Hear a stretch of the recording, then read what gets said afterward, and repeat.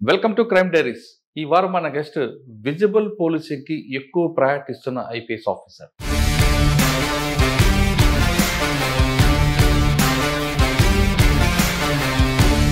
పేరు Vakul Jindal, superintendent of police Vizianagaram.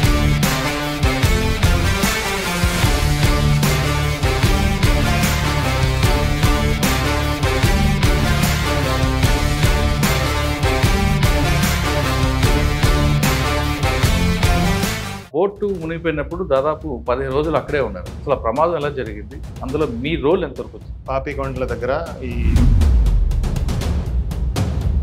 ఆ బోట్లో 76 ప్యాసింజర్స్ ఉన్నారు. సో ఆ బోట్ సడన్గా ఆ రోజు ఎక్కువ ఫ్లో ఉండడం వల్ల ఎక్కడైతే ఆ బోట్ మునిగిపోయిందో అక్కడ ఏమి రోడ్ వెళ్ళదు, అక్కడ టెలిఫోన్ కనెక్టివిటీ లేదు. సో వాళ్ళని ఇమీడియట్గా హాస్పిటల్కి పంపించాలి. అక్కడ అంబులెన్స్ రాలేరు, ఫ్లడ్ ఉంది. సో ఇమీడియట్గా మేము కొన్ని బాడీస్ మాకు ఫ్లో అయ్యి వస్తే మేము వాళ్ళని ఆ రెస్క్యూ ఆపరేషన్ అరౌండ్ 40 days నడిచింది. బాపట్ల మీ మార్క్ ఏంటండి? ఈ లాస్ట్ ఎలక్షన్ ఏదైతే మనం ఇప్పుడు జరిగాయో ఐ థింక్ కరియర్స్ ఉన్న వాళ్ళు కూడా అంటున్నారు ఇట్లాంటి ఎలక్షన్ ఎప్పుడు కూడా చూడలేదు. సో ప్రతిదీ చాలా కేర్ఫుల్గా, చాలా బ్యాలెన్స్డ్గా చేయాల్సి వచ్చింది. సార్, మీరు బాపట్లో ఒక యాప్ పెట్టారు, దానివల్ల పబ్లిక్ సమర్థ్ అని ఒక యాప్ తీసుకొచ్చాను. ఆ యాప్లో అందరిది లైవ్ లొకేషన్ వస్తుంది. సో ఆ మ్యాప్ మీద అన్ని పోలింగ్ స్టేషన్స్ మనం ప్లాట్ చేశాము. ఆ పోలింగ్ స్టేషన్స్తో పాటు ప్రతి ఒక్కరు. సార్, బాపట్ల తర్వాత విజయనగరం, ఇక్కడ రాగానే మీకు మెయిన్ ఛాలెంజ్ ఏమొచ్చింది? మెయిన్ ఇష్యూ ఒకటి గంజాయి. సో గంజాయి ఇక్కడ ఒడిస్సా కానీ లేకపోతే ఏఎస్ఆర్ డిస్ట్రిక్ట్లో ఎక్కడైతే కల్టివేట్ ఎక్కువ ఉండడం వల్ల ఇక్కడ కూడా లోకల్గా కూడా కన్జంప్షన్ బ్రేక్ చేయడం. సంకల్పం అనే ప్రోగ్రామ్ ఒకటి మేము అవేర్నెస్ ప్రోగ్రామ్ స్టార్ట్ చేసాం. మనకి ఎవరైతే కాలేజ్లో చదువుతున్నారో అది most vulnerable part of population. వాళ్ళు స్టార్ట్ చేయక ముందు మనం వాళ్ళకి అవగాహన క్రియేట్ చేస్తే. సార్, విజయనగరం జిల్లాలో ట్రాఫిక్ వెహికల్స్ పెరిగాయి, రోడ్ స్పేస్ పెరగట్లేదు. స్పెసిఫికలీ ట్రాఫిక్ ప్రాబ్లం కూడా ఉంది. సో చాలామంది మైనర్ డ్రైవింగ్ చేస్తుంటారు, చాలామంది ట్రిపుల్ డ్రైవింగ్ చేస్తుంటారు.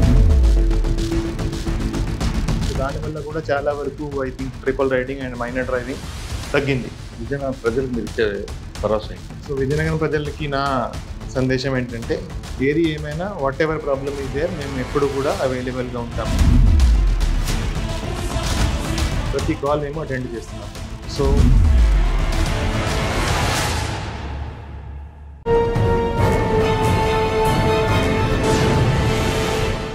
Welcome to crime diaries.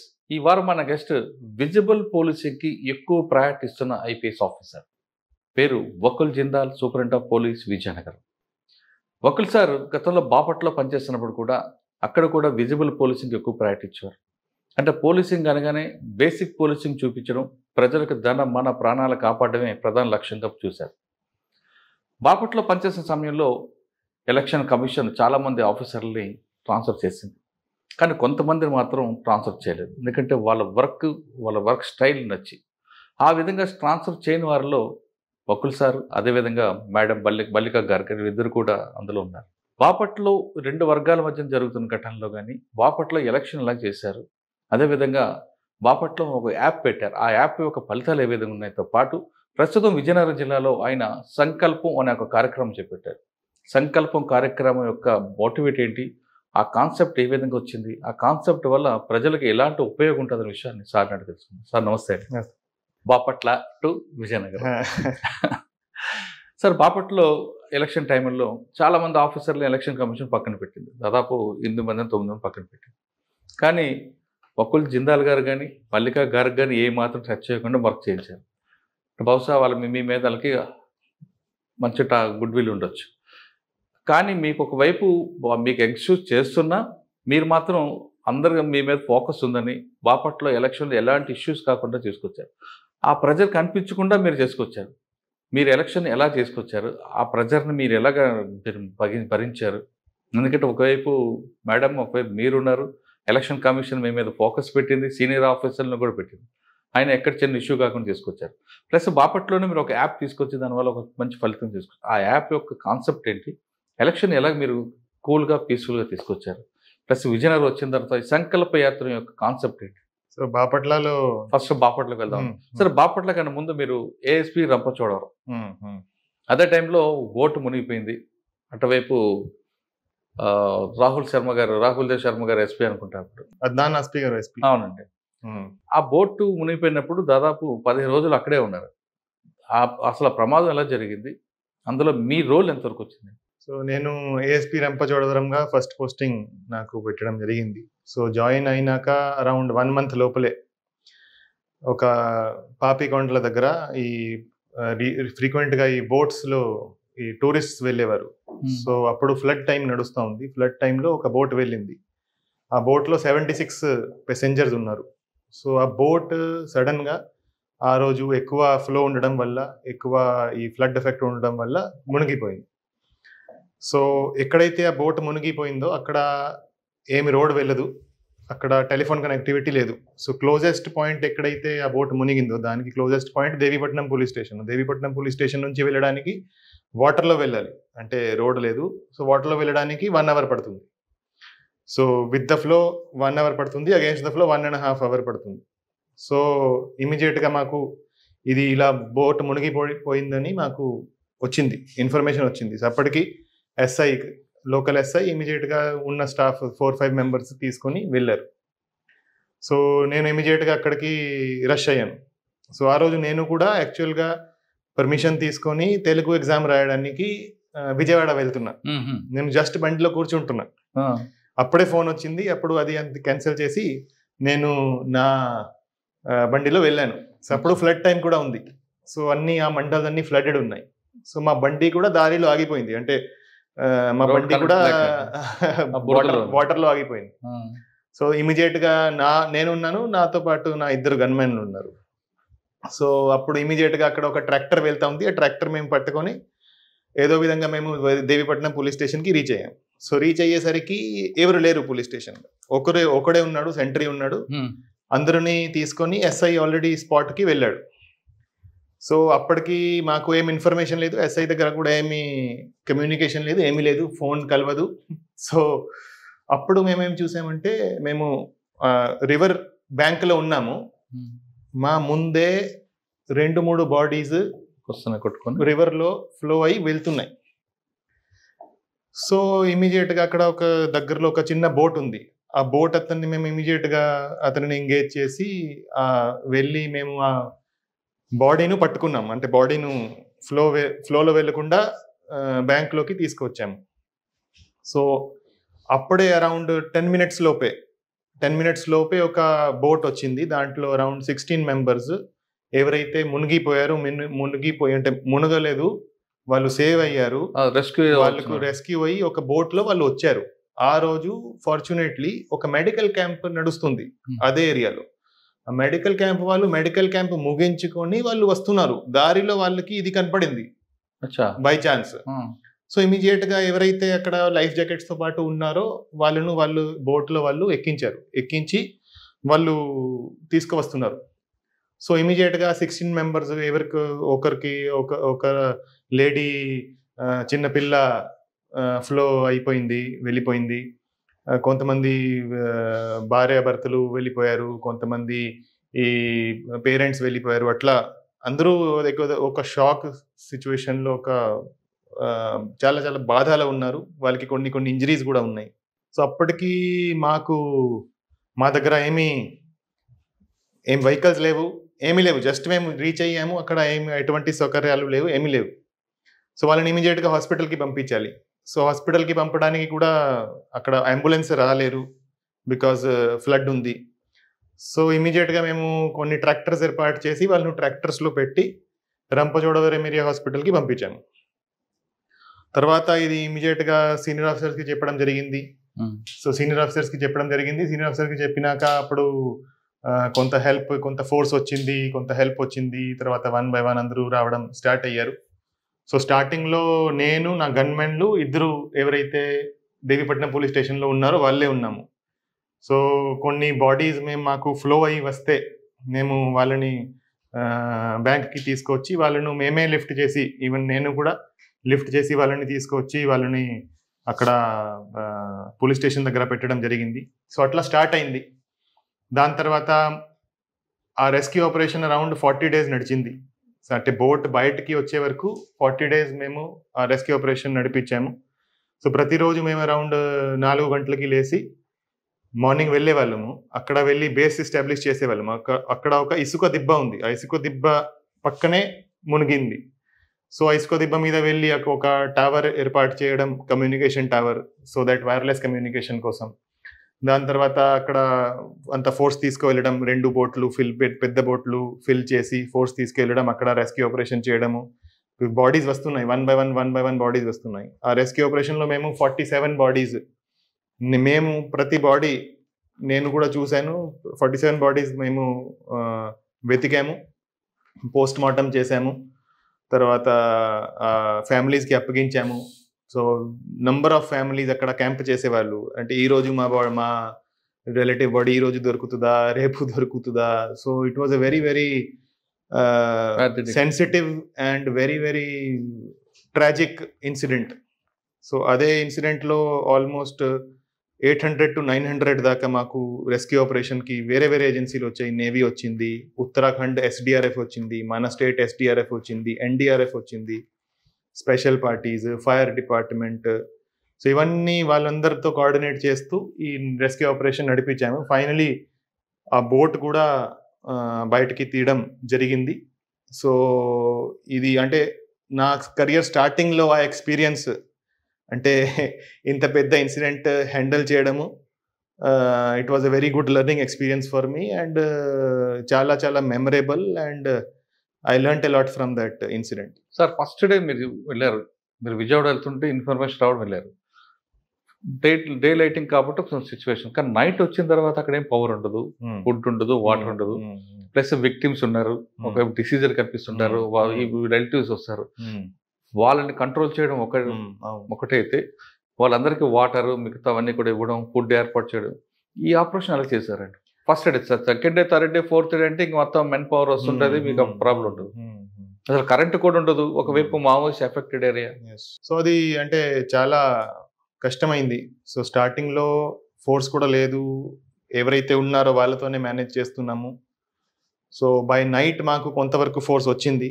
Power లో ఉండదు కదండి, అంటే అక్కడ పవర్ లేదు, కానీ దేవీపట్నం పోలీస్ స్టేషన్ దగ్గర మేము బేస్ ఎస్టాబ్లిష్ చేసాము. సో ఎవరైతే రిలేటివ్స్ వచ్చారు, ఎవరైతే ఫోర్సెస్ వచ్చాయి, అవి అన్ని దేవీపట్నం పోలీస్ స్టేషన్ లో వాళ్ళను పడుకోబెట్టాము. సో అక్కడే వాళ్ళకి ఫుడ్ అరేంజ్ చేసాము. సో అడ్మినిస్ట్రేషన్ నుంచి కూడా మొత్తం సపోర్ట్ వచ్చింది. అక్కడ ప్రాజెక్ట్ ఆఫీసర్ ఉన్నారు, ఆయన కూడా నాతో పాటే ప్రతిరోజు మేము ఇద్దరు కలిసి మా అందరిని సర్దుకొని వెళ్ళే వాళ్ళము, రాత్రి సాయంత్రం అయ్యేసరికి వచ్చేవాళ్ళము. సో ఆయన కూడా చాలా కష్టపడ్డారు. సో మొత్తం కలిసి కట్టుగా అందరికి ఆపరేషన్ తో బాగా. మీకు పక్కనే బోర్డర్ కదండి, చింతూరు, ఆ ఎఫెక్ట్ కనిపిస్తుంది అనుకున్నారా? అని అప్పటికి ఆ ఏరియాలో మూవ్మెంట్, అంటే అట్లీస్ట్ దేవీపట్నం ఏరియాలో మూవ్మెంట్ లేదు, దాని చుట్టుపక్కల కూడా లేదు. బట్ అయినా మేము అన్ని ప్రికాషన్స్ అయితే తీసుకున్నాము, అన్ని చుట్టుపక్కల అన్ని patrolling parties, area domination parties పంపించాము. But without any interruption rescue programme 40 days నడిచింది. అంటే ఫస్ట్ పోస్టింగ్ లోనే మీకు ఒక పెద్ద లెర్నింగ్. అవును అవును. ఓకే, అటు ఫ్యూచర్ లో జరగకూడదు, జరిగితే మాత్రం మీకు ఎక్స్పీరియన్స్ యూజ్ అవుతుంది. దాని తర్వాత దానికి ఇన్వెస్టిగేషన్ కూడా చేయడం జరిగింది. సో ఆ బోట్ ఎందుకు మునిగింది, దానికి ఎవరు రెస్పాన్సిబుల్, ఆ బోట్ కి ఎవరు లైసెన్స్ ఎవరు ఇచ్చారు అనేది మొత్తం చాలా కాంప్రిహెన్సివ్ గా ఇన్వెస్టిగేషన్ కూడా చేశాము. ఎవరండి పార్ట్ ఎవరిదండి, నెగ్లిజెన్స్ పార్ట్ ఎవరిది? నెగ్లిజెన్స్ పార్ట్ అయింది. సో దాన్ని ఎస్టాబ్లిష్ చేసాము. అది కేసు ఇంకా కోర్టులో ఉంది. సార్ కోర్టులో ఉంది, ఓకే, దాని గురించి నేను రివీల్ చేయను, డిస్కస్ చేయను. కానీ ఫర్దర్ గా జరగకుండా ఏమైనా మీరు నోట్ ఇచ్చారా? అది కూడా ప్రిపేర్ చేయడం జరిగింది. అంటే అక్కడ ఏమేం ప్రికాషన్ తీసుకోవాలి. సో అంతకు ముందు కూడా అదే ఏరియాలో ఆల్మోస్ట్ ఎవ్రీ ఇయర్ ఇన్సిడెంట్ జరిగాయి, 2-3 years ఇన్ సక్సెషన్. అది చిన్న చిన్న ఇన్సిడెంట్ జరిగాయి. సమ్ 10 మంది 15 మెంబర్స్ అట్లా జరిగాయి. దానికి సంబంధించి కూడా కొన్ని అప్పుడు రికమెండేషన్స్ ఇవ్వడం జరిగింది. ఒక జాయింట్ కంట్రోల్ రూమ్ పెట్టాలి. ఆ జాయింట్ కంట్రోల్ రూమ్లో revenue, police, fire, other departments, irrigation వాళ్ళందరూ జాయింట్ కంట్రోల్ రూమ్ ఒకటి పెట్టాలి. తర్వాత అక్కడ ఫ్లో ఎంత ఉంది అది మానిటర్ చేసుకోవాలి. తర్వాత ప్రతి బోట్ ఏదైతే బోట్ వెళ్తుందో దాంట్లో ప్రాపర్ సేఫ్టీ ఎక్విప్మెంట్ ఉండాలి. ప్రాపర్ లైఫ్ బాయ్స్ ఉండాలా, రోప్స్ ఉండాలి, లైఫ్ జాకెట్స్ ఉండాలి. సో అవన్నీ ఇన్ష్యూర్ చేయడము, ఎవరైతే ఎక్కుతున్నారో బోట్ అప్పుడు అందరికీ వేయించి వాళ్ళని పంపించడము, ఇవన్నీ ప్రికాషన్ తీసుకోవాల్సిన ప్రికాషన్స్. సో దాని తర్వాత దాని మీద కాంప్రిహెన్సివ్గా ఒక నోట్ ప్రిపేర్ చేసి కూడా ఇచ్చాము. అది ఇంప్లిమెంటేషన్లో కూడా వచ్చింది. సార్ నెక్స్ట్ బాపట్లకు వద్దాం. బాపట్ల మీ మార్క్ ఏంటండి? సో రెండు కనిపిస్తున్నాయండి. మీరు వెళ్ళగానే ట్రాఫిక్ మీద ఎక్కువ ఫోకస్ చేశారు, తర్వాత మెరైన్ పోలీసింగ్, బీచ్ పోలీసింగ్ కూడా బాగానే చేశారు. కానీ ఎలక్షన్ మీకు బాగా స్ట్రెస్ వచ్చినట్లు, దాని ఎలా మీరు ఓవర్కమ్ చేశారు?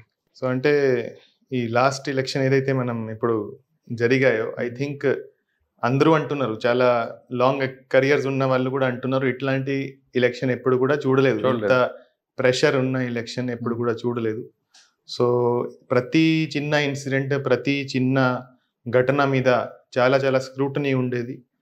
సో ప్రతిదీ చాలా కేర్ఫుల్గా, చాలా బ్యాలెన్స్డ్గా చేయాల్సి వచ్చింది. సో అది సక్సెస్ఫుల్గా కూడా చేయడం జరిగింది. సో మేము ఎలక్షన్ ముందు అందరికీ, స్టాఫ్కి, కానిస్టేబుల్ టు డిఎస్పీస్ వరకు, అడిషనల్ ఎస్పీ వరకు అందరికీ ఒక ట్రైనింగ్ పెట్టడం జరిగింది. ఆ ట్రైనింగ్లో వాళ్ళకి ఎలక్షన్ సంబంధించి అంతా ఎక్స్ప్లెయిన్ చేయడం జరిగింది. దాంతోపాటు వాళ్ళకి చాలా క్లియర్గా ఇన్స్ట్రక్షన్స్ ఇవ్వడం జరిగింది దట్ ఈ ఎలక్షన్లో ఎక్కడా కూడా మీరు ఏమైనా చట్ట విరుద్ధంగా ఏమైనా చేస్తే దాని మీద ఖచ్చితంగా మీ మీద చర్యలు ఉంటాయి. ఏమైనా మీరు చేస్తే అది అది మీరు దాచిపెట్టలేదు, అది ఖచ్చితంగా బయటికి వస్తుంది. బయటికి వస్తే ఖచ్చితంగా మీ మీద యాక్షన్ కూడా ఉంటుంది. సో ఏదైతే మీరు చేస్తారో, నాకు అతను చెప్పాడు, నాకు ఈ ఇన్ఫ్లుయెన్స్ వచ్చింది, ఆ ఇన్ఫ్లుయెన్స్ వచ్చింది, మీరు ఏం చెప్పినా తర్వాత అది ఏది కూడా చెల్లదు.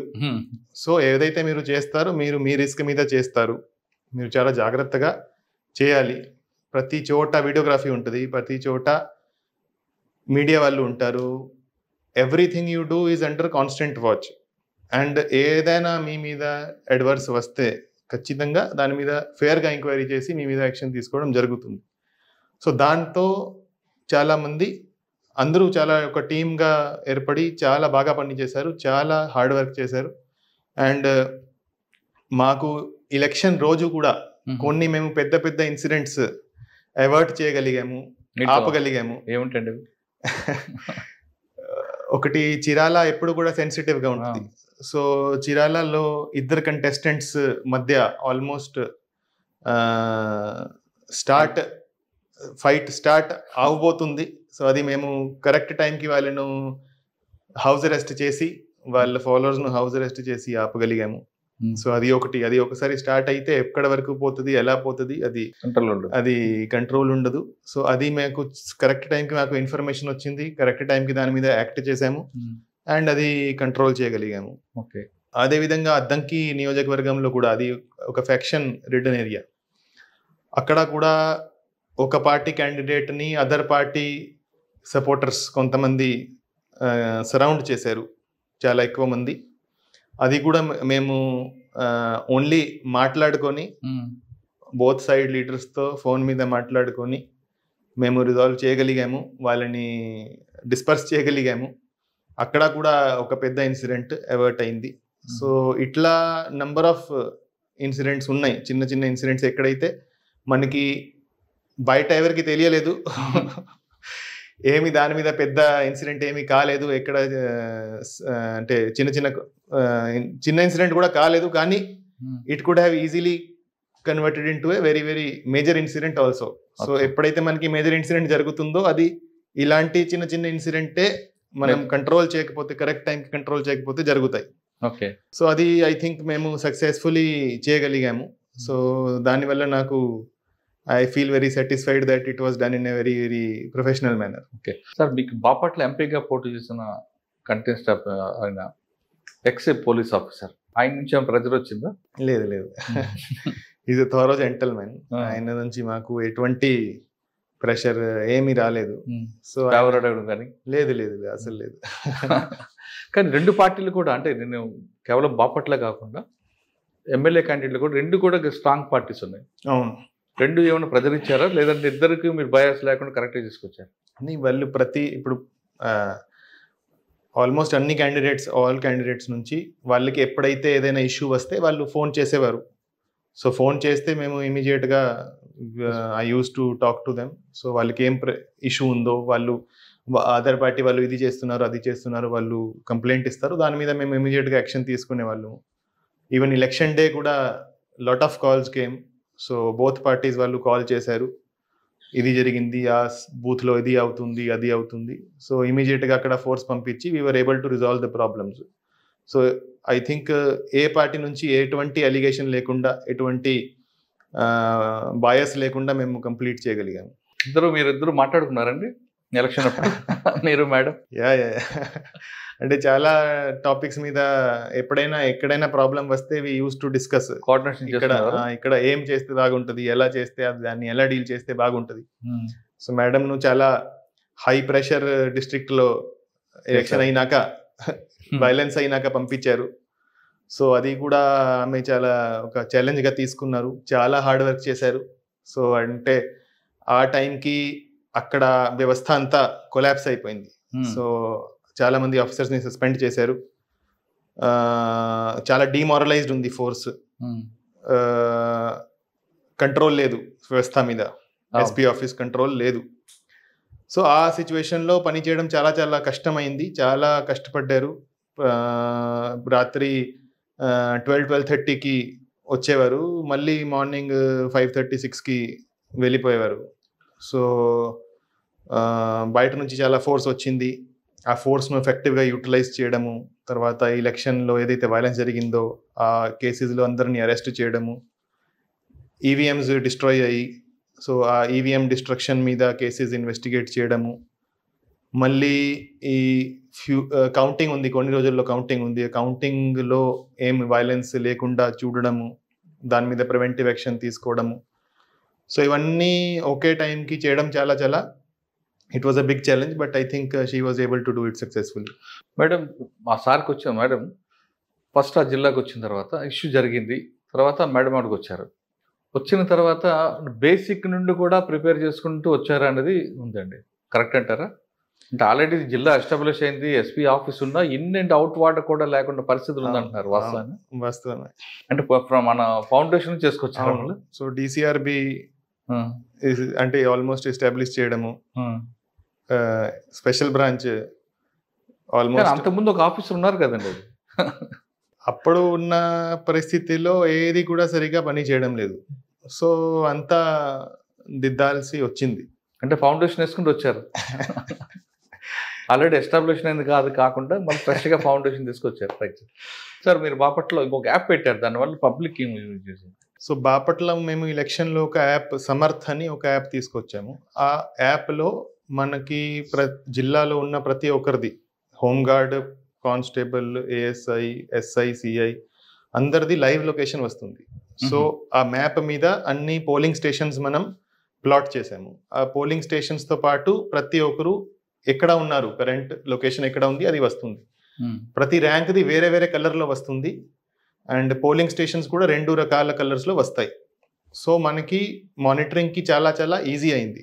దట్ ఏ పోలింగ్ స్టేషన్ దగ్గర ఎంతమంది ఫోర్స్ ఉన్నారు, ఇప్పుడు ఏం చేస్తున్నారు, ఎక్కడైనా మనకి law and order problem start అయిందంటే ఇమీడియట్గా ఆ యాప్లో ఒక SOS బటన్ ఇచ్చాము. ఆ SOS బటన్ నొక్కితే మ్యాప్లో ఆ పర్సన్ రెడ్ కలర్ అయిపోతారు.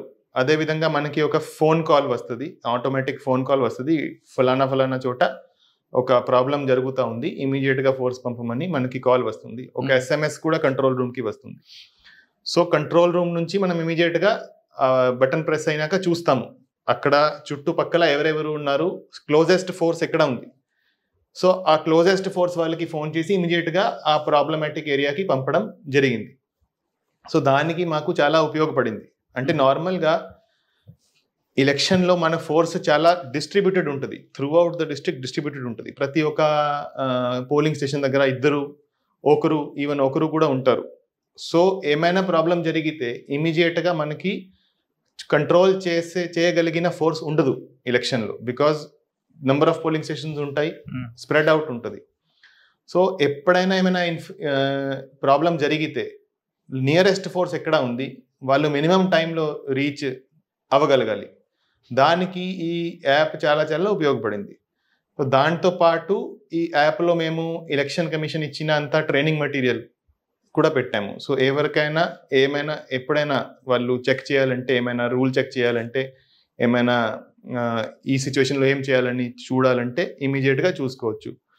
అదేవిధంగా ఎలక్షన్ సంబంధించి ఏదైతే మనకి పెటిషన్స్ వస్తుంటాయి, ఆ పెటిషన్స్ సంబంధించి ట్రాకింగ్ కూడా దాంట్లో పెట్టాము. అంటే ప్రతి ఒక్క ఆఫీసర్కి మనం ఎండార్స్ చేస్తాము, దాని మీద ఎంక్వైరీ చేసి వాళ్ళు రిప్లై ఇస్తారు, యాక్షన్ తీసుకుంటారు.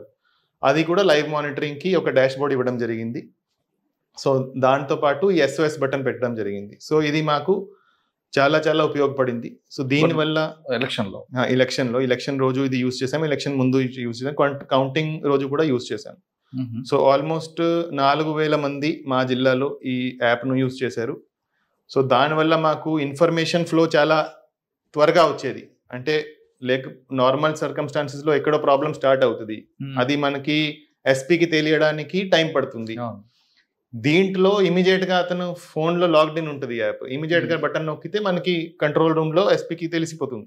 సో ఇమీడియట్గా ఫోర్స్ పంపించవచ్చు. సో దానివల్ల కూడా మేము చాలా ప్రాబ్లమ్స్ అవాయిడ్ చేయగలిగాము.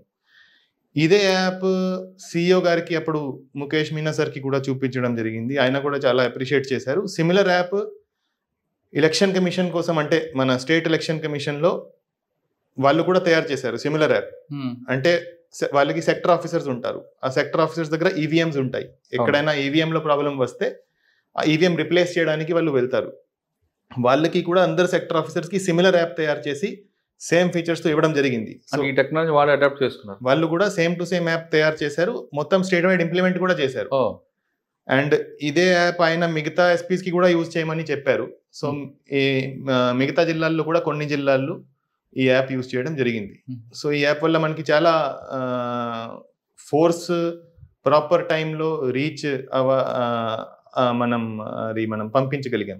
యాప్ డిజైనర్ ఎవరండి? సో యాప్ డిజైనర్ మాకు ఒక శ్రీనివాస్ గారు అని చిరాలలో, ఆయన హైదరాబాద్లో ఉంటారు. ఆయనతో మేము స్పెసిఫికేషన్ ఇచ్చి డిజైన్ చేయించాము, మా కోసమే డిజైన్ చేశారు. పక్కన ఒంగోలుకి కానీ మాచాల నరసరాపేట ఇవ్వలేదా? చిరాలలో మాకు మంచి డెవలపర్ ఉన్నారు, సో ఆయన బాగా చేశారు. సార్ బాపట్ల తర్వాత విజయనగరం ప్రశాంతం ఏరియా, కానీ బయటికి కింద మాత్రం చాలా గంజా కానీ ఇవన్నీ కనిపిస్తుంటాయి. ఇక్కడ రాగానే మీకు మెయిన్ ఛాలెంజ్ ఏమొచ్చిందండి? సో రాగానే చాలా మంది కలవడానికి వచ్చారు, చాలా మంది ఫీడ్బ్యాక్ ఇచ్చారు. సో ఇక్కడ మెయిన్ ఇష్యూ ఒకటి గంజాయి. సో గంజాయి ఎక్కడి నుంచి గంజా వస్తుందో, ఒడిశా కానీ లేకపోతే ఏఎస్ఆర్ డిస్ట్రిక్ట్లో ఎక్కడైతే కల్టివేట్ అవుతుందో దానికి చాలా దగ్గర. సో అవైలబిలిటీ ఎక్కువ ఉండడం వల్ల ఇక్కడ కూడా లోకల్గా కూడా కన్జంప్షన్ అండ్ ఈ సెల్లింగ్ చాలా ఎక్కువ ఉంది. సో అది కంట్రోల్ చేయడం one of the main challenges. Second, ఇక్కడ రాత్రి టైంకి చాలా మంది బయట తిరగడము, తాగి తిరగడము, ఇది గాంజా ఉండొచ్చు, మందు ఉండొచ్చు, కొంత రౌడిజం ప్రాబ్లం ఈ విజయనగరం టౌన్లో ఉంది. సో అవి రెండు నా నోటీస్కి వచ్చాయి. సో దాన్ని రెండు మీద మేము వర్కౌట్ చేశాము. సో కొంతవరకు మంచి ఫలితాలు కూడా వస్తున్నాయి. సో దాని మీద కంటిన్యూ చేస్తున్నాము. రాత్రి 11 దాటిన తర్వాత ఎవరు రోడ్డు మీద తిరగకూడదు, తిరిగితే వాళ్ళ పోలీస్ స్టేషన్లో ఉండాలి, వాళ్ళ కౌన్సిలింగ్ తీసుకోవాలి. అండ్ ఒకప్పుడు ఇదే పోలీసింగ్ నడిచేది. ఒక 10 years బ్యాక్ 20 years బ్యాక్ వరకు అర్ధరాత్రి ఎవరు తిరిగినా వాళ్ళు ఖచ్చితంగా పోలీస్ స్టేషన్లో ఉండాలి. సినిమాకి వెళ్తే సినిమా టికెట్ చూపించాలి, అంటే ప్రూఫ్ చూపించాలి, లేదా పోలీస్ స్టేషన్లో కూర్చోవాలి, మార్నింగ్ లేచి వెళ్ళాలి ఒకప్పుడు. ఇప్పుడు సోషల్ మీడియా ఇవన్నీ వచ్చింది, ప్లస్ ఎడ్యుకేషన్ కూడా బాగా పెరిగింది, పబ్లిక్ నాలెడ్జ్ పెరిగింది. ఇటువంటి సిచ్యువేషన్లో అది ఇంప్లిమెంట్ అయ్యే అవకాశం ఉందంటారా? మేము ఇంప్లిమెంట్ చేసాము విజయనగరం టౌన్లో. అండ్ దానివల్ల మంచి రెస్పాన్స్ ఉంది. మీరు నార్మల్ సిటిజన్కి వెళ్ళి అడిగితే వాళ్ళు చాలా పాజిటివ్ రెస్పాన్స్ ఇస్తారు నాకు తెలిసి. సో చాలా వరకు అది కంట్రోల్ అయింది. అంటే మేము ఎవరు కూడా బయటికి రాకూడదని చెప్పట్లేదు, without valid reason, without any specific reason బయట అనవసరంగా బయట ఎవరు కూడా తిరగకూడదు. సో నేను జాయిన్ అయినాక ఇక్కడ రాత్రి ఇట్లాంటి తిరిగే బ్యాచ్ 2-3 ఇన్సిడెంట్స్ జరిగాయి. చిన్న చిన్న కొట్టుకుటాలు, స్నాచింగ్లు, చిన్న చిన్న ఇష్యూస్. సో దట్ మీన్స్ అంటే దాంతో నాకు అర్థమైంది ఏంటంటే ఇది ప్రాబ్లం ఎవరైతే అందరూ చెప్తున్నారో ప్రాబ్లం ఉంది, ఇన్సిడెంట్స్ కూడా జరిగాయి, వాళ్ళను ఖచ్చితంగా కంట్రోల్ చేసుకోవాలి. సో చాలా మంది రాత్రి ఆర్ ఎర్లీ మార్నింగ్ బయట రావడానికి భయపడేవారు. సో అటువంటి పరిస్థితి ఎక్కడా కూడా ఉండకూడదు. సో బయటకి ఎవరైనా తిరిగితే వాళ్ళు ప్రాపర్ మేనర్లో తిరగాలి, ఎవరికి మిగతా వాళ్ళకి ఇబ్బంది పెట్టకుండా తిరగాలి. బయటకి వచ్చి ఎవరికైనా ఇబ్బంది పెడితే మాత్రం, ఎవరికైనా ఏమైనా క్రైమ్ చేస్తే మాత్రం దెన్ చట్టపరమైన చర్యలు ఉంటాయి. నెల్లిమర్ల నుంచి విజయనగరం ఎంటర్ అవుతున్నప్పుడు బైపాస్ రోడ్డు, ఆ రోడ్ ఒకటి, నెక్స్ట్ విజయనగరం నుండి విజయనగరం టౌన్లోకి ఎంటర్ అవుతున్నట్టు ఒక బైపాస్. ఈ 2 రోడ్లో కూడా ఎక్కువగా సాయంత్రం 7 తర్వాత బైక్ రేసింగ్ చేస్తూ ఎక్కువ ఈవిటీజింగ్ చేస్తూ ఇల్లీగల్ యాక్టివిటీస్ అవుతున్నది పబ్లిక్ కంప్లైంట్. అది కూడా కంట్రోల్ అయింది. బైక్ రేసెస్ చాలా ఎక్కువ అయ్యేవి రాత్రి 11 తర్వాత. సో అది చాలా వరకు కంట్రోల్ అయింది. ఇంకా కూడా ఎక్కడైనా ఉంటే మేము కంటిన్యూస్ గా దాని మీద ఫోకస్ చేస్తున్నాం. సైలెన్సర్ పెట్టుకొని సౌండ్లు పెడుతూ డిస్టర్బ్ చేస్తున్నారని కూడా కంప్లైంట్. అది దాని మీద మేము వర్కౌట్ చేస్తున్నాం. అది త్వరలోనే ఇట్ విల్ బి. దానికి కూడా యాక్షన్ ఉంటుందా? ఓకే. అంటే రాత్రి 11 దాటాక ఎవరు తిరగద్దు కాదు, కానీ తిరిగితే మాత్రం ఎవిడెన్స్ ఉంటుంది. తిరిగితే మాత్రం ఏదో రీజన్ ఉండి రావాలి, అన్నెసరీ రాకూడదు. తాగి, గంజాయి తాగి లేకపోతే మందు తాగి బయట తిరగడం, అల్లరి చేయడము, మిగతా వాళ్ళకి ఇబ్బంది పెట్టడము, మహిళలకి ఇబ్బంది పెట్టడం, అటువంటి అది it is not tolerable. Sir Vizianagaram నుంచి వస్తున్నప్పుడు కొన్ని సరౌండింగ్ లో డాబాలు ఉన్నాయి. ఈ డాబాలో నైట్ టైం తాగి న్యూసెన్స్ చేస్తున్నారు కూడా కంప్లైంట్ ఉంది. గతంలో అదే కేసులో మర్డర్ కూడా జరిగింది. అటువంటి జరగకుండా మీరేం యాక్షన్ తీసుకుంటున్నారు? సో అది కూడా ఇప్పుడు డాబాల దగ్గర ఒకటి లిక్కర్ సర్వ్ చేయకూడదు అనేది మేము ఇంప్లిమెంట్ చేస్తున్నాము. సెకండ్, ఎవరు కూడా అనవసరంగా రాత్రి టైంకి తాగి తిరగకూడదని. సో దాని కిందనే ఇది కూడా వర్కౌట్ చేస్తున్నాం. మీరు చెప్తున్నట్టుగా గాంజా ఎస్కోటా కారిడార్ కనిపిస్తుంది, ట్రాన్స్పోర్ట్ కారిడార్. దీన్ని బ్రేక్ చేయడానికి మీరు ఏం చేస్తున్నారు? సో ఒకటి మనకి విజయనగరం జిల్లా పరిధి ద్వారా ట్రాన్స్పోర్ట్ మిగతా జిల్లాలకి ట్రాన్స్పోర్ట్, లేకపోతే అదర్ స్టేట్స్కి ట్రాన్స్పోర్ట్ అవుతుంది గాంజా. దానికి మేము 5 చెక్ పోస్ట్స్ పెట్టాము. 24/7 పర్మనెంట్ చెక్ పోస్ట్ పెట్టడం జరిగింది. మనకి విజయనగరం జిల్లా బార్డర్ దగ్గర ఏదైతే మెయిన్ రూట్స్ ఉన్నాయో అన్ని రూట్స్ కవర్ చేస్తూ 5 చెక్ పోస్ట్ స్టార్ట్ చేయడం జరిగింది. అదేవిధంగా ఫిక్స్డ్ చెక్ పోస్ట్ కాకుండా ప్రతిరోజు 10 చోట్ల డైనమిక్ వెహికల్ చెకింగ్ కూడా చేయడం జరుగుతుంది. సో అది వేరే వేరే టైంకి, ఆడ్ టైమ్స్ అంటే early in the morning, late in the night, సాయంత్రము. So different times, different places, ప్రతిరోజు 10 చోట్ల 2 hours వెహికల్ చెకింగ్ కూడా చేస్తున్నాం. దాంతో మనము ఈ ఏదైతే ట్రాన్స్పోర్ట్ అయి బయటకి వెళ్తుందో అది కంట్రోల్ చేస్తున్నాం. అదేవిధంగా ఈ లోకల్ కన్జంప్షన్, లోకల్ అమ్మడము, దాన్ని కంట్రోల్ చేయడానికి గాంజా టీం ఒకటి మేము పెట్టాము.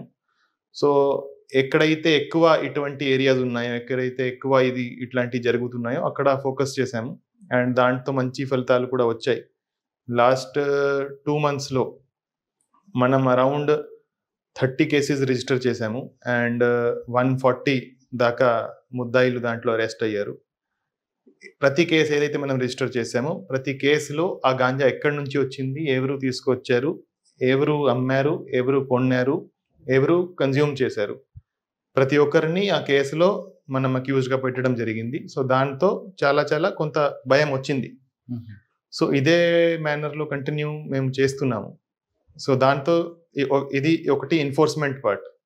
అదేవిధంగా సంకల్పం అనే ప్రోగ్రామ్ ఒకటి మేము అవేర్నెస్ ప్రోగ్రామ్ స్టార్ట్ చేశాము. సో సంకల్పం ప్రోగ్రాంలో అన్ని కాలేజెస్ కవర్ చేస్తున్నాము. సో మన జిల్లాలో ఉన్న అన్ని డిగ్రీ కాలేజెస్, ఇంజనీరింగ్ కాలేజెస్ అన్నీ కవర్ చేసి మనకి ఎవరైతే కాలేజ్లో చదువుతున్నారో అది most vulnerable part of population. అంటే వాళ్ళు అదే టైంలో గాంజాకి కానీ వేరే డ్రగ్స్కి ఇంట్రడ్యూస్ అవుతారు. అప్పుడే వాళ్ళకు తెలుస్తుంది, అప్పుడు స్టార్ట్ చేస్తారు. సో మనం వాళ్ళు స్టార్ట్ చేయక ముందు మనం వాళ్ళకి అవగాహన క్రియేట్ చేస్తే వాళ్ళు అటువంటిది చేయరు అని నమ్మకంతో ఇది ప్రోగ్రామ్ టేకప్ చేయడం జరిగింది.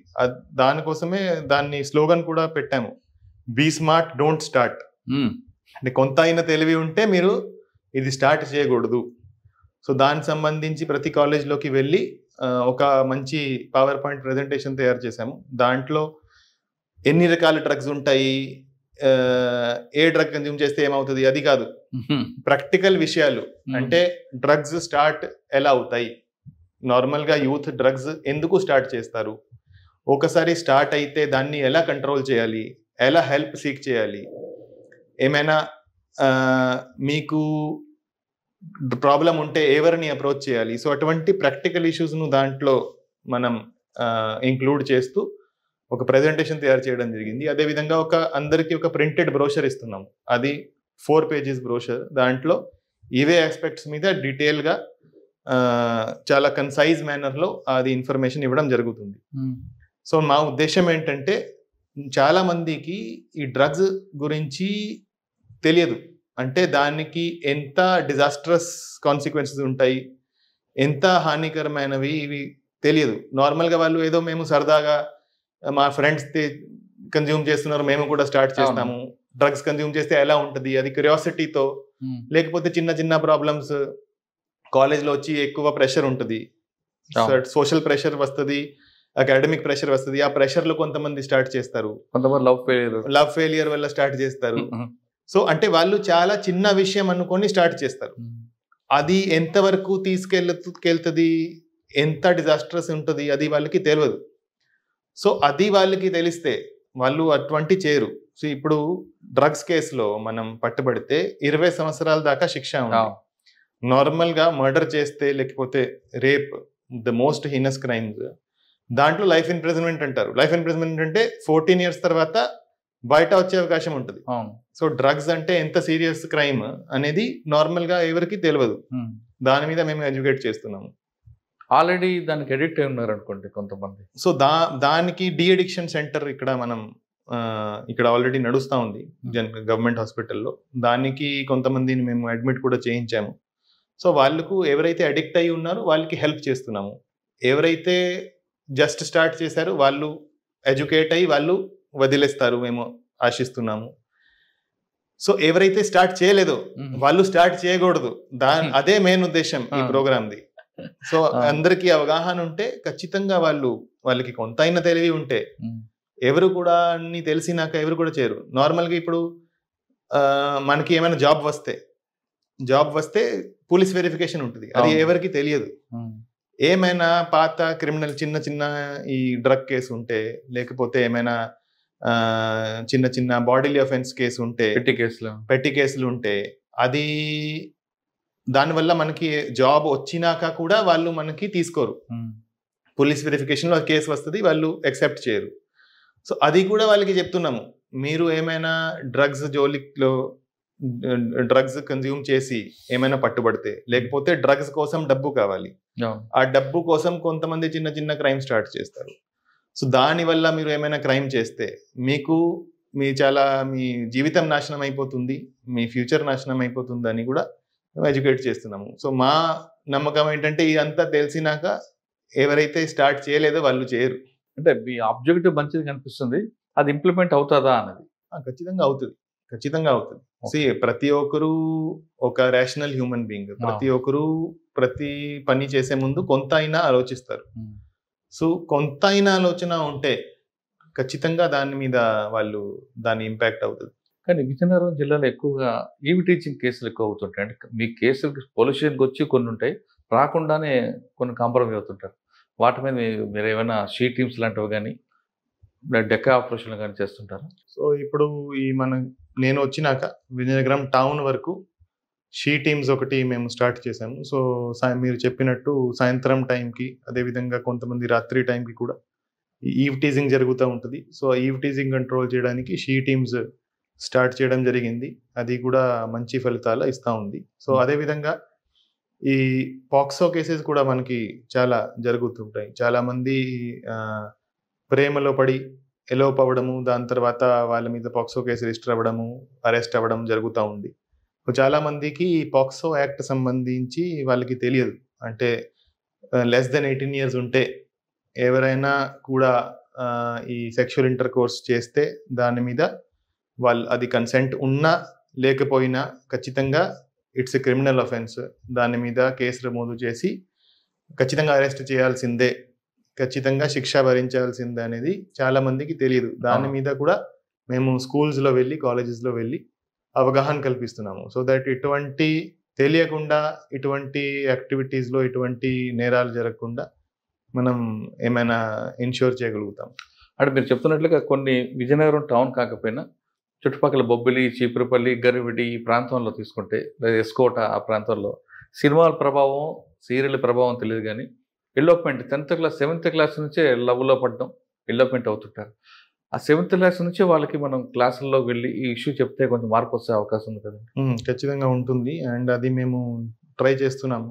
మేము రెగ్యులర్గా ఈ స్కూల్స్లో, కాలేజెస్లో మన మహిళా పోలీసులు వెళ్ళి, అదేవిధంగా మన పోలీస్ సిబ్బంది కూడా వెళ్ళి అవగాహన కల్పిస్తున్నారు. అండ్ దానివల్ల ఖచ్చితంగా I think it will have a lot of impact. Okay sir, Vizianagaram జిల్లాలో ట్రాఫిక్ ఇక్కడ వెహికల్స్ పెరిగాయి, రోడ్ స్పేస్ పెరగట్లేదు. కానీ పబ్లిక్లో అవేర్నెస్ తీసుకురావాలి, పబ్లిక్లో ట్రాఫిక్ మీద ఎడ్యుకేట్ చేయడానికి మీరు ఏం చేస్తున్న ప్లాన్? సో విజయనగరం టౌన్లో స్పెసిఫికలీ ట్రాఫిక్ ప్రాబ్లం కూడా ఉంది. సో చాలా మంది మైనర్ డ్రైవింగ్ చేస్తుంటారు, చాలా మంది ట్రిపుల్ డ్రైవింగ్ చేస్తుంటారు without licence, without number plate. So దాని మీద మేము రెగ్యులర్గా డ్రైవ్ చేస్తున్నాము. సో స్పెషల్ డ్రైవ్ నిర్వహిస్తున్నాము. సో ఎవరైనా ఈ ట్రిపుల్ రైడింగ్ చేస్తే, మైనర్ డ్రైవింగ్ చేస్తే వాళ్ళ బండ్లు సీజ్ చేస్తున్నాము. బండ్లు సీజ్ చేసి పోలీస్ స్టేషన్లో పెట్టి నెక్స్ట్ డే వాళ్ళ తల్లిదండ్రులను పిలిపించి వాళ్ళకి హ్యాండ్ ఓవర్ చేస్తున్నాము. సో దానివల్ల కూడా అంటే వాళ్ళకు మాట్లాడి వాళ్ళను కౌన్సిల్ చేసి అప్పుడు వాళ్ళకి బండి రిలీజ్ చేస్తున్నాము. సో దానివల్ల కూడా చాలా వరకు I think triple riding and minor driving తగ్గింది. ఇక్కడ విజయనగరం జిల్లాలో ఇంకొక మెయిన్ ఇష్యూ ఉంటుందండి, రిక్షా పుల్లర్స్. వాళ్ళకి అవగాహన లేకపోవడం వల్ల ఇంత గల్లీ ఉన్నా అందులో వాడు వెళ్తాడు, వాళ్ళతో ఎక్కువగా ప్రాబ్లమ్స్ వస్తుంటాయి. వాళ్ళకి ఎడ్యుకేట్ చేయడం అనేది చేస్తున్నారా? సో ఈ ఆటో డ్రైవర్స్, ఆటో ఒకటి, rickshaw pullers, auto and rickshaw ఇది చాలా పెద్ద ప్రాబ్లమ్. సో దాని మీద కూడా మేము ఆటో డ్రైవర్స్ ను అందరిని ఒక రోజు పిలిపించి వాళ్ళతో మీటింగ్ పెట్టడం జరిగింది. నేను కూడా మాట్లాడాను. సో వాళ్ళు ఎక్కడ కూడా అంటే నో పార్కింగ్ ఏరియాస్లో ఆపి ప్యాసెంజర్స్ ఎక్కించడము, తర్వాత ట్రాఫిక్ రూల్స్ పాటించకపోవడము, ఆటో స్టాండ్ కాకుండా అన్ని చోట్ల పార్క్ చేసి చేయడము. సో అవన్నీ చేస్తే వాళ్ళ మీద కఠినమైన చర్యలు ఉంటాయని వాళ్ళకు కూడా చెప్పడం జరిగింది. రిక్షా పుల్లర్స్ ఇంకా చేయలేదు. సార్ మీకున్న సబ్ డివిజన్లో ఏది టిపికల్గా ఉందండి? విజయనగరం, చీపురుపల్లి. విజయనగరం సబ్ డివిజనే పెద్ద సబ్ డివిజన్, బొబ్బిలి 3 దాంట్లో. అండ్ అక్కడే క్రైమ్ కూడా ఎక్కువ అవుతుంటది. సో ఈ కొత్త వలస, ఎస్కోట ఏరియా, అదేవిధంగా భోగాపురం ఎయిర్పోర్ట్ ఏరియా కూడా విజయనగరం సబ్ డివిజన్లోనే వస్తుంది. సో విజయనగరం పెద్ద సబ్ డివిజన్, అక్కడ క్రైమ్ కూడా ఎక్కువ. అదేవిధంగా బొబ్బిలి కూడా టిపికల్ సబ్ డివిజన్, మీరు చెప్పినట్టు అక్కడ ఈవ్ టీజింగ్ కేసెస్, ఇటువంటి పాక్సో కేసెస్ ఎక్కువ రిపోర్ట్ అవుతుంది. ఎల్లోప్మెంట్ ఎక్కువ ఉంటుంది. అవును, ఇక్కడ మరి వాటి మీద మీ ఫోకస్ ఉంటుందా? సార్ బొబ్బిలి దాటిన తర్వాత ఏఎస్ రాజు, పార్వతి మన్యం జిల్లా, అక్కడ కూడా కొంత ఎఫెక్ట్ ఉండే, ఒకప్పుడు ఉండేది. అదేమైనా ఎదురవుతుందా మీకు? అది ఇప్పుడు as of now left wing extremism even పార్వతీపురంలో కూడా చాలా తక్కువనే ఉంది, ఆల్మోస్ట్ నెగ్లిజిబుల్. విజయనగరం జిల్లాలో అసలు లేదు. సో అటువంటి ప్రాబ్లం మాకు యాజ్ ఆఫ్ నౌ లేదు. ఓకే, చీపురుపల్లి ఆ ప్రాంతం పరిస్థితి ఏంటండి? చీపురుపల్లిలో కూడా ఈ ఒక ఫ్యాక్షన్ విలేజ్ ఉంటుంది చీపురుపల్లిలో, లక్ష్మీపేట, లక్ష్మీపురం. సో అక్కడ కూడా అప్పుడు ఒక ఇన్సిడెంట్ జరిగింది. అవును, ఎస్సీస్ అండ్ బీసీస్ మధ్య. ఇప్పటికీ కోర్టులో ఉంది, ఎప్పటికైనా అది బ్లాస్ట్ అవ్వచ్చు. సో అది ఉంది, దాని మీద కంటిన్యూస్ గా వాచ్ చేస్తున్నాము. ఆ కేసు కూడా కోర్టులో నడుస్తుంది. ప్రతి వాయిదాకి మేము బందోబస్తు వేసుకుంటున్నాము. సో వాళ్ళతో మాట్లాడుతున్నాము, అక్కడ మీటింగ్లు కూడా పెడుతున్నాము, బైండ్ ఓవర్ చేస్తున్నాము. సో దాని మీద కంటిన్యూస్ గా మా వాచ్ ఉంటుంది. అదేవిధంగా దాని చుట్టుపక్కల ఏరియా కూడా చాలా సెన్సిటివ్ ఏరియా. అంటే రాజం ఏదైతే మనకి శ్రీకాకుళం నుంచి వచ్చిందో, so Rajam and Rajam surroundings, అదేవిధంగా చీపురుపల్లి, గరివిడి, సో చాలా సెన్సిటివ్ ఏరియాస్. అక్కడ కూడా కొంత ఇది రౌడిజం ప్రాబ్లం కొంతవరకు ఉంది. అదేవిధంగా ఈ క్రైమ్ అగేన్స్ట్ ఉమెన్ కూడా కొన్ని ఐసోలేటెడ్ ఏరియాస్ ఉన్నాయి, అక్కడ కొంత జరుగుతుంటది. సో దాని మీద కూడా ఫోకస్ చేస్తున్నాం. ఓకే, హైవే ఒకటి ఉందండి, హైవే మీద ఎందుకంటే ఎక్కువ యాక్సిడెంట్ జరిగే జోన్ అంతా మీ దగ్గర ఉంది, పూచపాటరేగ, భోగాపురం. అదే ఇప్పుడు NH16 ఒకటి మన జిల్లా ద్వారా పోతుంది. అదేవిధంగా NH26 కూడా ఈ విజయనగరం బొబ్బిలి ద్వారా పోతుంది. సో 2 హైవేస్ మీద యాక్సిడెంట్స్ రెగ్యులర్గా జరుగుతున్నాయి. సో యాక్సిడెంట్స్ మనం ఎలా తగ్గించగలమో దాని మీద కూడా మేము స్టెప్స్ తీసుకుంటున్నాము. సో నార్మల్గా మనకి ఎక్కడైతే ఈ డిస్ట్రిక్ట్ రోడ్స్, చిన్న చిన్న రోడ్స్, విలేజ్ రోడ్స్ వచ్చి కలుస్తాయో హైవేకి, అక్కడ మనకి యాక్సిడెంట్స్ జరుగుతాయి. సో అవన్నీ రోడ్స్ మీద స్పీడ్ బ్రేకర్ పెట్టేటట్టు మేము చర్యలు తీసుకుంటున్నాము. అదేవిధంగా హైవే మీద కూడా జిగ్జాగ్ మేనర్లో బ్యారికేడ్స్ పెట్టి, లేకపోతే శాండ్ డ్రమ్స్ పెట్టి హైవే మీద వెళ్ళే వెహికల్స్ స్పీడ్ తగ్గించే విధంగా మేము చర్యలు తీసుకుంటున్నాము. దానివల్ల మనకి కొన్ని లాస్ట్ 3 monthsలో కొంతవరకు యాక్సిడెంట్స్ తగ్గాయి. సో రాబోయే రోజులు ఇంకా ఇంటెన్సిఫై అది చేస్తాము. అండ్ యాక్సిడెంట్స్ కూడా ఎలా తగ్గించాలో దాని మీద కూడా మేము వర్కౌట్ చేస్తున్నాం. ఓకే సార్, మీ దగ్గర ఎక్కువ రైల్వే స్టేషన్ కనిపిస్తాయి మీ జిల్లాలో. విజయనగరం, బొబ్బిలి, చీపురపల్లి, గరవిడి కంటిన్యూస్ స్టేషన్ ఉంటాయి. ప్రతి రైల్వే స్టేషన్కి బ్యాక్ సైడ్ ఇల్లీగల్ యాక్ట్ జరుగుతున్నాయి, మాకు కొంచెం హెల్ప్ చేయండి అంటే చాలా మంది అడుగుతున్నారు. ఇప్పుడు మీరు చెప్పినట్టు విజయనగరం రైల్వే స్టేషన్ దగ్గర ఎక్కువ ఈ గాంజా యాక్టివిటీ ఉండేది. విజయనగరం కానీ బొబ్బిలి, చీపురపల్లి, రైల్వే స్టేషన్స్.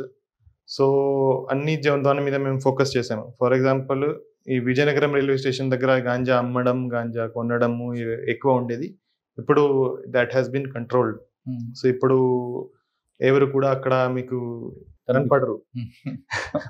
అదేవిధంగా మిగతా స్టేషన్స్ కూడా మేము రెగ్యులర్గా చెక్ చేస్తున్నాము. ఏదైతే మేము గాంజా టీం మేము కాన్స్టిట్యూట్ చేసామని చెప్పాను, వాళ్ళు కూడా ఈ రైల్వే స్టేషన్ ఏరియాస్లోనే ఎక్కువ కాన్సన్ట్రేట్ చేస్తున్నారు. వాళ్ళే ఆ ట్రాక్స్ మీద, లేకపోతే ట్రాక్స్ పక్కన అక్కడ కూర్చొని తాగడము, అక్కడ తాగి తిరగడము. సో అటువంటి జరగకుండా మేము చర్యలు తీసుకుంటున్నాము. విజయనగరం టౌన్లో పెద్ద చెరువు, ఆ పెద్ద చెరువు బ్యాక్ సైడ్ కూడా ఇటువంటి యాక్టివిటీస్ కనిపిస్తున్నాయని ఒక కంప్లైంట్. సో దాని మీద కూడా అదే మేము విజిబుల్ పోలీసింగ్ ద్వారా దాని మీద కూడా వీఆర్ టేకింగ్ యాక్షన్. సార్ మీరు విజిబుల్ పోలీసింగ్ ఇస్తారా లేదా బేసిక్ పోలీసింగ్ ఎక్కువ ప్రాక్టీస్ ఇస్తారా? Visible policing is basic policing. So basic policing is the most important. అది ఎందుకండి చాలా మంది ఆఫీసర్లు టెక్నాలజీని వాడదాం అంటారు, బేసిక్ పోలీసింగ్ కి నెగ్లెక్ట్ చేస్తారు. కానీ మీరు మీ వైఫ్ దాన్ని ఎక్కువ పట్టుకున్నారు. ఈ బేసిక్ పోలీసింగ్ మనం ఎప్పుడు కూడా వదలలేం. Basic policing is the most important. Basic policing మీద బిల్డప్ చేస్తూ దాన్ని మనం టెక్నాలజీతో మనం ఇంకా మోర్ ఎఫెక్టివ్ చేయగలము. కానీ బేసిక్ పోలీసింగ్ నెగ్లెక్ట్ చేసి ఓన్లీ టెక్నాలజీతో మనం ఏమైనా చేయగలుగుతామా అనేది ఒక మిత్. సో బేసిక్ పోలీసింగ్ ఖచ్చితంగా జరగాలి. బేసిక్ పోలీసింగ్ ను మనం టెక్నాలజీతో యూజ్ చేసి మనం చాలా చాలా ఇంకా ఎఫెక్టివ్గా చేయగలము. అది మేము చేయడానికి ట్రై చేస్తున్నాం. ఓకే సార్, ఫైనల్గా చెప్పండి, విజయనగరం జిల్లా అనేది ఒక ప్రశాంతంగా ఉంటుంది. ఇకపై క్రైమ్ జరగకుండా, అంటే క్రైమ్ పెరగకుండా విజయనగరం ప్రజలకు మీరు ఇచ్చే భరోసా ఏంటి? విజయనగరం ప్రజలకి అంటే ఇక్కడ ఎక్కువ కంప్లైంట్ వస్తుందంటే ల్యాండ్ డిస్ప్యూట్స్ కేసులు ఎక్కువ వస్తున్నాయి, దాంతో క్రైమ్ పెరుగుతుంది అనేది చెప్తున్నారు. సో విజయనగరం ప్రజలకి నా సందేశం ఏంటంటే, ఎక్కడైనా మీకు ఏమైనా ప్రాబ్లం ఉంటే ఇమీడియట్గా మీరు పోలీస్ స్టేషన్కి రండి. అందరు పోలీస్ స్టేషన్స్కి ఇన్స్ట్రక్షన్స్ ఇవ్వడం జరిగింది. ఎవరైనా కంప్లైంట్ వస్తే వాళ్ళతో గౌరవంగా మాట్లాడాలి, వాళ్ళని కూర్చోపెట్టాలి, వాళ్ళు కంప్లైంట్ తీసుకోవాలి. అండ్ వాళ్ళను తిప్పించకుండా వాళ్ళు ఇమీడియట్గా వాళ్ళ ప్రాబ్లం రిట్రెస్ చేసుకోవాలి. అక్కడ రిట్రెస్ కాకపోతే ఎస్పీ ఆఫీస్ కూడా దగ్గరే ఉంది, ఎస్పీ ఆఫీస్కి డైరెక్ట్గా రావచ్చు, లేకపోతే డిఎస్పీ ఆఫీసెస్, ఇన్స్పెక్టర్ ఆఫీసెస్ ఉంటాయి. ఏది ఏమైనా whatever problem is there, మేము ఎప్పుడు కూడా అవైలబుల్గా ఉంటాము. మా ఫోన్ నెంబర్స్ ఉన్నాయి, మా హెల్ప్ లైన్ నెంబర్ ఉంది. సో దాని మీద కూడా ఏ కాల్ నా నెంబర్కి కూడా వచ్చినా ఖచ్చితంగా ప్రతి కాల్ మేము అటెండ్ చేస్తున్నాము. అది కంట్రోల్ రూమ్కి పెట్టడమా లేకపోతే నేను అటెండ్ చేయడమా, ప్రతి కాల్ మేము అటెండ్ చేస్తున్నాము.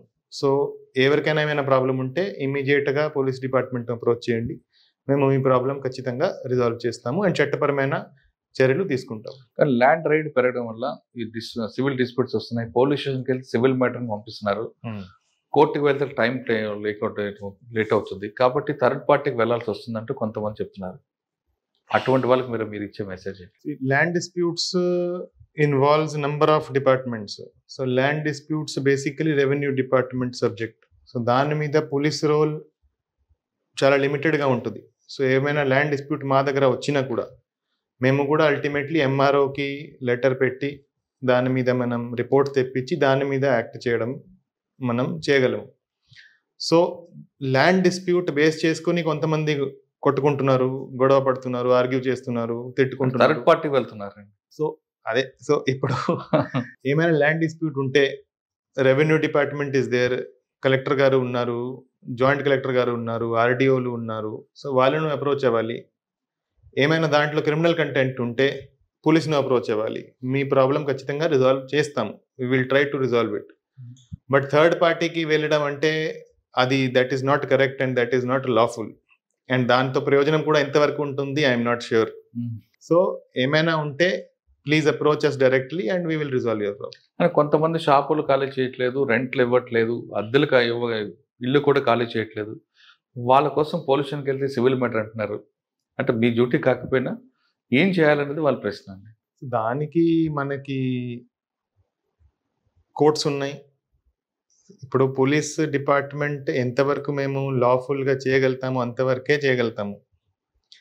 So if it does not fall in the purview of police department, we can assist them, we can help them, we can tell them who is the right authority to approach, who can solve their problem. So అటువంటిది వస్తే మేము support చేస్తాము, help చేస్తాము, assist చేస్తాము. విజయనగరం జిల్లా ప్రజలకి ఎలాంటి ఇబ్బంది వచ్చినా, అంటే శాంతి భద్రత విషయంలో ఎప్పుడు ఇబ్బంది వచ్చినా మేము ఉన్నాం ముందుకు రండి అంటున్నారు ఎస్పీ గారు. ఆయన చెప్తున్నట్లుగా ఎక్కడైనా ల్యాండ్ డిస్ప్యూట్ కానీ సివిల్ మ్యాటర్ వస్తే ఖచ్చితంగా కోర్టుకు వెళ్ళండి, కోర్టుకు వెళ్ళాలో ఎలా చేయాలనే విషయాల్ని పోలీసు సలహా ఇస్తారని చెప్తున్నారు. కానీ మీరు మరో రౌడీలకో గూండాలకో వెళ్తే తర్వాత వాళ్ళు చేసే పనులకి మీరే కేసులు ఇరుక్కుంటారంటూ అతను హెచ్చరిస్తున్నారు. ఇది వకుల్ జిందాల్ గారితో ఎక్స్క్లూజివ్ ఇంటర్వ్యూ. వచ్చే వారం మరో గెస్ట్తో మళ్ళీ కలుస్తా. అంతవరకు నమస్తే. Thank you sir. Thank you very much. Thank you.